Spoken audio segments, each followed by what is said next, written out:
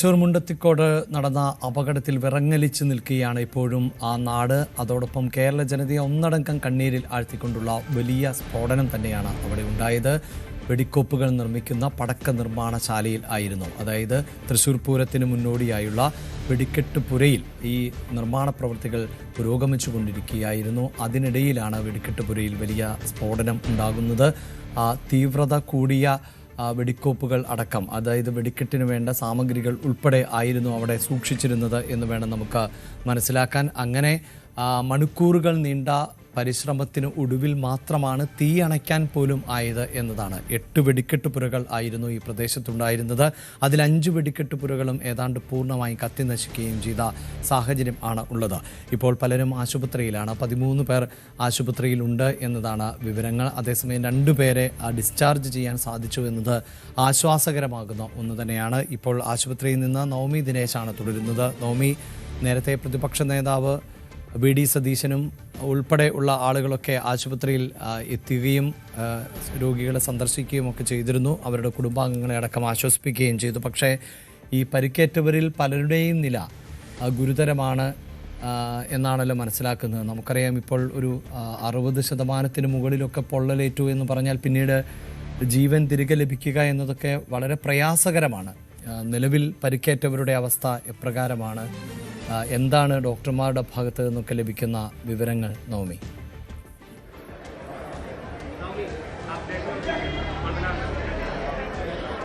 അഭിലാഷ്, ഞാനിപ്പോൾ തൃശൂർ മെഡിക്കൽ കോളേജിലാണ് നിൽക്കുന്നത്. ഇവിടെ പ്രതിപക്ഷ നേതാവ് വി.ഡി. സതീശനും അതോടൊപ്പം തന്നെ രമേശ് ചെന്നിത്തല, വി.എം. സുധീരൻ എന്നിവരിപ്പോൾ സന്ദർശിച്ച് ആശുപത്രിയിലുള്ളവരെ സന്ദർശിച്ച് മടങ്ങിയിരിക്കുകയാണ്. നമ്മളോടൊപ്പം എം.എൽ.എ. സേവർ ചിറ്റിലപ്പള്ളി ചേരുന്നുണ്ട്. പുതിയൊരു അപ്ഡേഷൻ ഏത് വിധത്തിലാണ്? ഇപ്പോൾ മറ്റേ സംഭവം നടന്നിടത്ത് പരിശോധനകൾ നടന്നുകൊണ്ടിരിക്കുകയാണ്. ശരീരഭാഗങ്ങൾ ഏതെങ്കിലും രീതിയിൽ വീണ് കിടക്കുന്നുണ്ടോ, പൊട്ടാത്തതായ ഏതെങ്കിലും സംഗതികളുണ്ടോ, അത് നിർവീര്യമാക്കാനോ ഒക്കെ ആയിട്ടുള്ള വലിയ തെരച്ചിൽ നടന്നുകൊണ്ടിരിക്കുന്നു. പുതുതായിട്ടൊന്നും ലഭിച്ചിട്ടില്ല. മറ്റൊന്ന്, ഇപ്പോൾ നമ്മുടെ കൺട്രോൾ റൂമുകൾ 4 പ്രവർത്തിക്കുന്നുണ്ടല്ലോ, അവിടേക്ക് വരുന്ന വിവരങ്ങളുടെ അടിസ്ഥാനത്തിൽ ഒരു ഏകോപനം നടത്തിയാലാണ് ഇപ്പോൾ ഇനി കണ്ടെത്താനുള്ള ആളുകളെ. ഇപ്പോൾ 34 പേരെ ആ രീതിയിൽ നമ്മൾ വിവിധ തരത്തിൽ, ഇപ്പോൾ ഒരു 10 പേര് വീടുകളിലെത്തിയിട്ടുണ്ട്. ആശുപത്രിയിൽ ഇവിടെയും എലൈറ്റിലുമായിട്ട് ഏകദേശം 11 പേരുണ്ട്.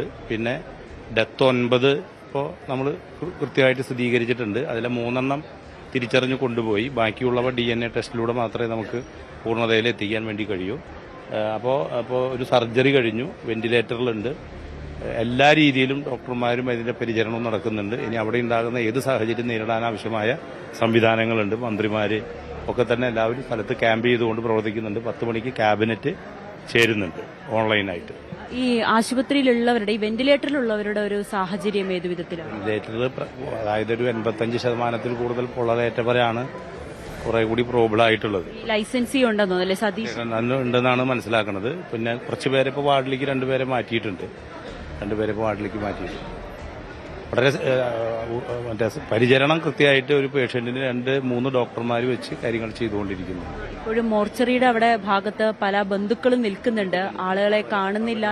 അപ്പൊ അതിന്റെ ടെസ്റ്റ് ചെയ്യുന്നതിന് വേണ്ടിയിട്ട് ആവശ്യമായ സാമ്പിൾസ് എടുക്കാൻ വേണ്ടിയിട്ടുള്ള സംവിധാനം ആക്കിയിട്ടുണ്ട്. എന്തായാലും എം.എൽ.എ. ആണ് സംസാരിച്ചത്. എല്ലാ സജ്ജീകരണങ്ങളും ഒരുക്കി കഴിഞ്ഞിട്ടുണ്ട്. നവമി, തുടരുക. ഇപ്പോൾ പ്രേക്ഷകർ ഒരു ഭാഗത്ത് കാണുന്നത് നവമി ആശുപത്രിയിൽ നിന്ന് ഉള്ള റിപ്പോർട്ടാണെങ്കിൽ ഇപ്പോൾ പ്രഭാത ചന്ദ്രശേഖർ, DGP, സംസ്ഥാന പോലീസ് മേധാവി, ഇപ്പോൾ അപകട സ്ഥലത്തേക്ക് എത്തുകയാണ്. അദ്ദേഹം തിരുവനന്തപുരത്ത് നിന്ന് പ്രത്യേക ഹെലികോപ്റ്റർ മാർഗം ആണ് തൃശ്ശൂരിലേക്ക് പുറപ്പെട്ടത്. സംഭവ സ്ഥലത്ത് എത്തി പ്രാഥമികമായ പരിശോധന. അദ്ദേഹം ഈ അപകടം നടന്ന സ്ഥലത്ത് പ്രാഥമികമായ പരിശോധനകൾ നടത്തുന്നു. അതിനുവേണ്ടി അദ്ദേഹം അപകട സ്ഥലത്തേക്ക് എത്തിയതിൻ്റെ തത്സമയ ദൃശ്യങ്ങൾ ആണ് ഇപ്പോൾ പ്രേക്ഷകർ കണ്ടുകൊണ്ടിരിക്കുന്നത്. പ്രാഥമികമായ വിവരശേഖരണത്തോടൊപ്പം തന്നെ ഇന്നലെ ഈ അപകടം നടന്നതിന് ശേഷം പ്രത്യേക സംഘത്തെ ഉൾപ്പെടെ ഇതുമായി ബന്ധപ്പെട്ട കാര്യങ്ങൾ ഏകോപിപ്പിക്കുന്നതിനും അതോടൊപ്പം തന്നെ വിവരശേഖരണത്തിനുമൊക്കെയായി ചുമതലപ്പെടുത്തിയിരുന്നു. എങ്ങനെയാണ് ഈ അപകടം ഉണ്ടായത് എന്നത് സംബന്ധിച്ച വിവരങ്ങൾ അടക്കം ഇനിയും മനസ്സിലാക്കേണ്ടതുണ്ട്. അതികഠിനമായ ചൂട് ആണ് അനുഭവപ്പെടുന്നത് എന്നത് നമുക്കറിയാം. സംസ്ഥാനത്ത് ഒരു പക്ഷേ കേരളത്തിലെ ഈ വെടിക്കെട്ട് അപകടങ്ങളുടെ ഒരു ചരിത്രം പരിശോധിച്ചാൽ തന്നെ പല അപകടങ്ങളും ഏപ്രിൽ മാർച്ച് മാസങ്ങളിലാണ് സംഭവിച്ചിട്ടുള്ളത് എന്നത്. അതൊരു ഉത്സവ സീസൺ ആയതുകൊണ്ട് തന്നെയാണ് അത്രയധികം അപകടങ്ങൾ ഉണ്ടാകുന്നത് എന്നതും എടുത്ത് പറയേണ്ടതാണ്. അങ്ങനെ ചൂടിൻ്റെ കാഠിന്യം കൊണ്ടാണോ, അശ്രദ്ധ മൂലമാണോ, അല്ലെങ്കിൽ മറ്റെന്തെങ്കിലും സാഹചര്യത്താലാണോ ഈ അപകടമുണ്ടായത്? അതിലൊക്കെ കൂടുതൽ വ്യക്തത വരേണ്ടതുണ്ട്. അതിന് പോലീസ് സംഘം പ്രാഥമികമായ വിവരങ്ങൾ ശേഖരിക്കുന്നു. ഫോറൻസിക് സംഘം അവിടെ എത്തിയിട്ടുണ്ട്. കടാവർ നായകളുടെ സഹായത്തോടു കൂടിയുള്ള തെരച്ചിൽ നടക്കുന്നുണ്ട്. ഇപ്പോൾ DGP സ്ഥലത്ത് എത്തി വിവരങ്ങൾ ശേഖരിക്കുന്നതിൻ്റെ ദൃശ്യങ്ങൾ, അല്ലെങ്കിൽ കീഴുദ്യോഗസ്ഥരോട് ഈ അപകടത്തെ സംബന്ധിച്ച വിവരങ്ങൾ അദ്ദേഹം നേരിട്ട് മനസ്സിലാക്കുന്നതിൻ്റെ ദൃശ്യങ്ങൾ ആണ് കാണുന്നത്. ഇപ്പോൾ പ്രേക്ഷകർ കാണുന്നത് ഈ അപകടം ഉണ്ടായ ആ പരിസരം ആണ്. അതായത് ഇന്നലെ ഉച്ച കഴിഞ്ഞ് 3:20 ഈ നാടിനെ നടുക്കിയ അപകടം ഉണ്ടാകുന്നത്. മുണ്ടത്തിക്കോട് കുട്ടംകുളം പാടത്തിന് നടുവിൽ ഉള്ള ഒരു ചെറുതുരുത്തു പോലെയുള്ള സമാനമായ ഒരു ഇടം ആണ്. ഏതാണ്ട് 5 ഏക്കർ ഉള്ള വിസ്തൃതിയുള്ള ഒരു പറമ്പ്. ഇവിടെയായിരുന്നു ഈ വെടിക്കെട്ട് സാമഗ്രികളുടെ നിർമ്മാണ അടക്കം നടന്നുകൊണ്ടിരുന്നത്. ഇപ്പോൾ അനുമോദ് ചേരുന്നത്. അനുമോദ്, സംസ്ഥാന പോലീസ് മേധാവി അപകട സ്ഥലത്തേക്ക് എത്തിയിരിക്കുന്നു. വിവരങ്ങൾ കീഴുദ്യോഗസ്ഥരിൽ നിന്ന് ചോദിച്ചു മനസ്സിലാക്കുന്നു. എന്താണ് മറ്റു വിവരങ്ങൾ?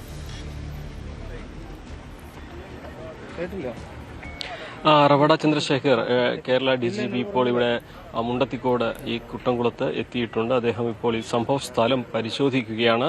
അതായത് സ്ഫോടനം നടന്ന ഇടങ്ങൾ അദ്ദേഹം നേരിൽ പരിശോധിക്കുന്നു, വിവരങ്ങൾ ശേഖരിക്കുന്നു.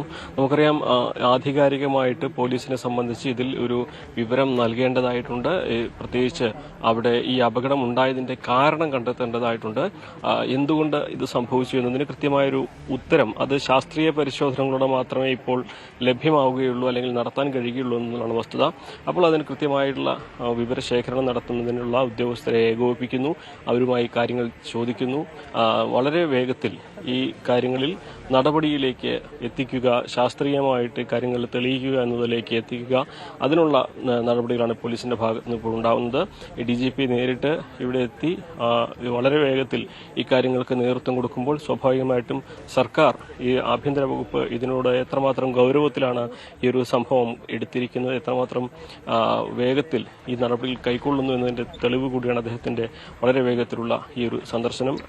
കമ്മീഷണർ, അതേപോലെ ACP, മറ്റ് ഉന്നത ഉദ്യോഗസ്ഥർ, റവന്യൂ സെക്രട്ടറിയുടെ ചുമതലയുള്ള ഡോക്ടർ ബിജു എന്നിവരൊക്കെ ഇവിടെ ഈ ഒരു ഘട്ടത്തിൽ അദ്ദേഹത്തിന്റെ കൂടെയുണ്ട്. ഓരോ മേഖലയും വിശദമായി കണ്ട് മനസ്സിലാക്കി കാര്യങ്ങൾ ചോദിച്ചറിയുകയാണ് DGP ഇപ്പോൾ ചെയ്യുന്നത്. ഓരോ ഈ സ്ഫോടനം നടന്ന ഇടങ്ങൾ, അത് നേരത്തെ ഓരോ മേഖലയിലും ഓരോ തരത്തിലുള്ള സ്ഫോടക വസ്തുക്കളായിരുന്നു ഉണ്ടായിരുന്നത്. അപ്പോൾ അതിനനുസരിച്ചുള്ള ആഘാതം അവിടുത്തെ ആ പ്രതലത്തിൽ പരിശോധിച്ചാൽ, പ്രതലവും അതിന്റെ പരിസരവും പരിശോധിച്ചാൽ മനസ്സിലാക്കാൻ കഴിയും. സ്വാഭാവികമായിട്ടും അത്തരം കാര്യങ്ങൾ കൂടുതൽ വിശദമായിട്ട് ശാസ്ത്രീയമായിട്ടുള്ള ഒരു പരിശോധനയാണ് ഇപ്പോൾ ഇവിടെ നടത്തുന്നത്. എന്നാണെങ്കിലും ഈ ഒരു ദുരന്തം അത് ഇനി ആവർത്തിക്കാതിരിക്കാൻ വേണ്ട നടപടികൾ, തുടർ നടപടികൾ എന്തെല്ലാം എന്നുള്ളതാണ് ഇനി അറിയേണ്ടത്. എന്നാണെങ്കിലും ഈ ഒരു DGPയുടെ സന്ദർശനം ഇതിൽ വളരെ പ്രധാനപ്പെട്ടതാണ്. നമുക്കറിയാം, ക്യാബിനറ്റ് ഓൺലൈനായി ചേർന്നുകൊണ്ടിരിക്കുന്ന ഒരു ഘട്ടം കൂടിയാണിത്. സ്വാഭാവികമായിട്ടും ആഭ്യന്തര വകുപ്പിന് ഈ ഇദ്ദേഹം സന്ദർശനത്തിന് ശേഷം റിപ്പോർട്ട് സമർപ്പിക്കുന്ന നടപടികൾ ഉണ്ടായിരിക്കും. ഈ കാര്യങ്ങളിലൊക്കെ തുടർ നടപടികളിൽ ഏറ്റവും പ്രധാനമാണ് DGPയുടെ ഈ സന്ദർശനവും അദ്ദേഹം നൽകുന്ന ശേഖരിക്കുന്ന വിവരങ്ങളും നൽകുന്ന റിപ്പോർട്ടുമൊക്കെ. അഭിലാഷ്. സംഭവ സ്ഥലത്ത് സംസ്ഥാന പോലീസ് മേധാവി എത്തിയിരിക്കുന്നു. അദ്ദേഹം കീഴുദ്യോഗസ്ഥരോട് അടക്കം വിവരങ്ങൾ എങ്ങനെയാണ് പ്രാഥമികമായി വിവരശേഖരണം നടത്താൻ സാധിച്ചത്, അപകടത്തിൻ്റെ പ്രാഥമികമായി എന്തൊക്കെ വിവരങ്ങൾ ലഭിച്ചിട്ടുണ്ട്, ഇത്തരം കാര്യങ്ങളെല്ലാം തന്നെ അദ്ദേഹം ചോദിച്ച് മനസ്സിലാക്കുന്നുണ്ട്. അപകട സ്ഥലത്ത് നിന്ന് ലഭിച്ച ശരീരഭാഗങ്ങൾ DNA പരിശോധനയ്ക്ക് വിധേയമാക്കും എന്നാണ് മന്ത്രി VN വാസവൻ നേരത്തെ പറഞ്ഞത്. അതായത് ഇപ്പോഴും പല മൃതദേഹങ്ങളും തിരിച്ചറിയാൻ പറ്റാത്ത സാഹചര്യം ആണ് ഉള്ളത്. അവിടെ ശാസ്ത്രീയമായ പരിശോധനയിലൂടെ ആണ് ഐഡന്റിഫിക്കേഷൻ പൂർണ്ണമാവുകയുള്ളൂ.